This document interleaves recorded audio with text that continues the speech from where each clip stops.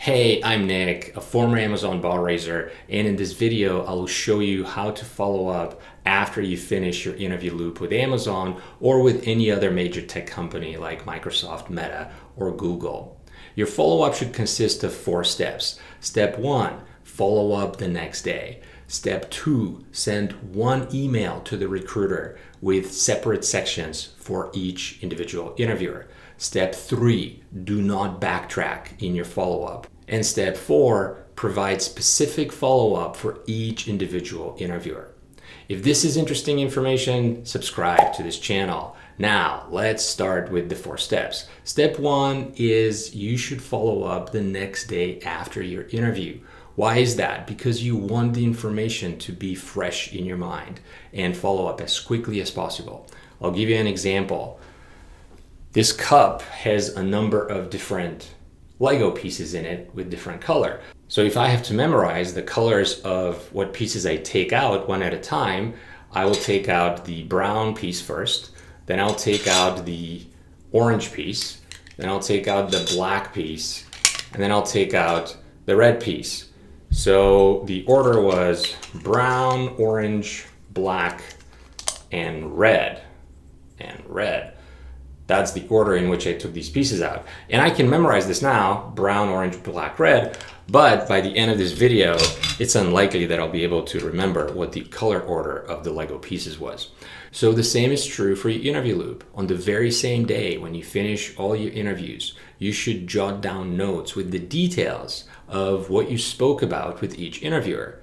You should be as specific as possible, write them down on your notepad or somewhere on your phone and sleep on them. So the next step is when you wake up the following morning, you should have your coffee and with a fresh mind, write your follow-up and send it to the interview loop. One more point to make here. It's important that you finish your complete follow-up by the following day after your loop because you want the interviewers to read your follow-up notes before they debrief.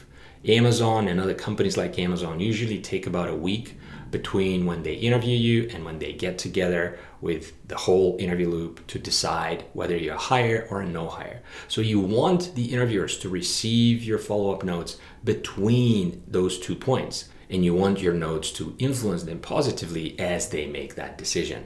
Step 2 in your follow-up is to send 1 email to the recruiter with separate sections addressed to each individual interviewer. And you should ask the recruiter to forward those individual sections to their respective interviewer. Why do it this way? Because you want to simplify how you get your notes to the interview loop. I'll give you an example. I have these marbles inside a glass, inside a cup. And if I wanted to take those marbles out of the glass, and for some reason I wanted to use chopsticks to do so, let me show you what happens. I'll take chopsticks on there. Wrap it first. And sort them, use my chopsticks. And these are my marbles. I need to take them all out with chopsticks. It's not easy at all. I know how to do chopsticks. So I was able to take it out, but it's not a very gracious process. Instead, if I want to take a marble out of a cup, I should just use my bare fingers. And I take the marble with my bare fingers and I'm done. And then I take a second one and I'm done, so on and so forth. So you want to do the same when you follow up with Amazon and with other companies as well. You want to simplify the process of getting your feedback notes to the loop. And the best and the easiest way to do so is to send a single email to the recruiter asking them to forward the separate pieces to the individual interviewers. Some of you would be tempted to reach out to the individual interviewers on LinkedIn with their premium subscriptions, or send LinkedIn connection requests to each individual interviewer with your thank you notes. Do not do that. Why? Because likely the interviewers are not going to get you feedback on time before they have to get together and debrief later in the week. And 2, because you don't want you reaching out to them on LinkedIn to backfire. And with some people, it could backfire. Some people could perceive you sending them a connection request as you being too full of yourself and assuming that you're going to be hired automatically. So do not do that. Simplify the process as much as possible. Send a single email to the recruiter and call it a day. Step number 3 in your follow-up after the interview is to not backtrack in your follow-up notes. It's very tempting, I know, it's very tempting to use the follow-up in order to rectify mistakes that you've made during the interview or to clarify your point of view. Do not do that. The Interviewers are going to consider for your performance exclusively what you did during the duration of the interview, and anything else would be considered likely as revisionist history and could even backfire. I'll give you another example. If I had to draw in front of you the drawing of, let's say, an elephant, and if I have to do it right now, live, I'm not going to do a very good job. I'm using a preview on Mac. So I'm going to this. I need to click. There you go. So if I click this, and I start drawing the elephant, I'm not very good drawer, but I'm just going to do my best. Okay, I'm doing the belly elephant, now the second foot, and then we do this, that's the hump, and that's the ear, and that's the eye, and that's the tail, and that's the leg here, and okay. And if I want to change colors, I would draw the elephant's teeth, and then I would draw his tongue here, and mouth, the elephant's obscenity, and I would make him ready. Alright, so that's ready. Alright, so that's the elephant I drew in front of you in real time. So you can see that it's not a very good drawing, but do I care? No. I am confident in what I've achieved. I had to finish this drawing live under time constraint, and I'm not a very good drawer, but nonetheless, I did it. And you could say, hey, this is not a perfect elephant, but you could absolutely tell it's an elephant. I'm standing by my accomplishment. You should do the same in the Amazon interview. It's very tempting to clarify your point of view or to correct a mistake you've made. Do not do that. It could backfire against you. All right, and step 4 in your follow-up is to be specific and even humble with each individual interviewer. So far, in the 3 steps so far, I've told you how to do things and when to do them, but I haven't told you what to do. I've told you what not to do. And now in this step, I'll tell you specifically what you should do in your follow-up with each interviewer.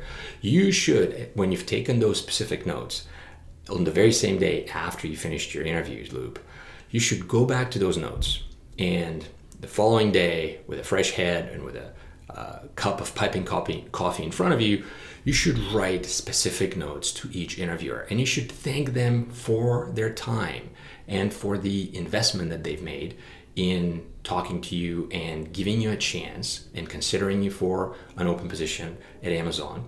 And you should also describe something specific that you've discussed and acknowledging the point of view of the interviewer, especially if it was different from yours.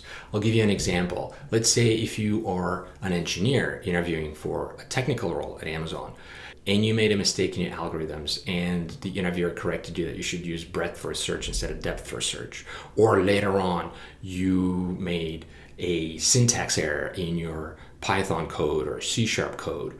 In your follow-up note, you should say something like, hey, I really appreciate our exchange about my C# code and the syntax that you've used, and I've never seen it done this way before, but now I'm going to take it and use it as part of my arsenal as I code going forward. So you can see how if you're not revisionist, and instead, if you show appreciation for the other person's point of view, you show specificity in your feedback, and you show humility and acknowledge their perspective, that's going to knock your feedback note out of the park, because it shows that you've paid attention of being specific. It shows that you are emotionally intelligent by acknowledging their perspective, and it's going to help you as the interviewers get together to decide your fate later that week. All right, those are the 4 steps that you should use when you follow up after your interview loop. And if you use those steps, you're going to go from something like this, like a basic thank you note,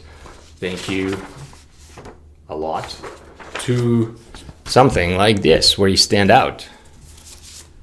Thanks a melon inside of a nice card and with a cool sticker on top of the card.